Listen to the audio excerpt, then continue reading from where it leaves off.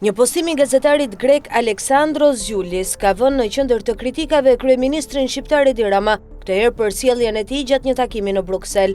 Zhoulis publikoi një foto ku Rama shfaqet duke puthur me pasion zëvendës ministren e punëve të jashtme të Greqisë, Alexandra Papadopoulou, një imazh që gazetari e interpreton si të papërshtatshëm dhe të turpshëm për diplomacinë greke. Zhoulis e shoqëroi foton me një reagim të ashpër, duke e cilësuar sjelljen e Ramës si të egzageruar dhe të pavend për një forum diplomatik. Gazetari e përdori këtë rast edhe për të kritikuar marrëdhëniet ndërkombëtare të Ramës, duke përmendur figura të huaja që ai shpreh se kryeministri shqiptar i ka afruar për të mbajtur në pushtet regjimin e tij të drogës. Rama ka blerë dhe më pas ka emëruar si të ashtu quajturit këshilltar të korruptuar.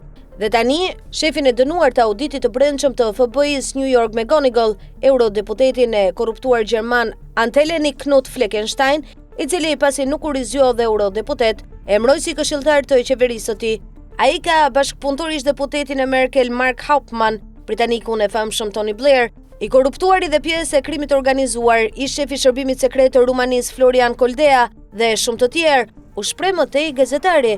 Në komentin e tij, Zhoulis shkon deri aty sa paralajmëron se nuk do të befasohej nëse Papadopoulou do të shfaqej një ditë në listën e këshilltarëve të Ramës, duke cilësuar këtë si rrezik për imazhin e qeverisë Mitsotakis. Sipas tij, Greqia duhet të jetë më e kujdesshme për të mos u asociuar me sjellje që kanë karakter jo profesional dhe përplasës.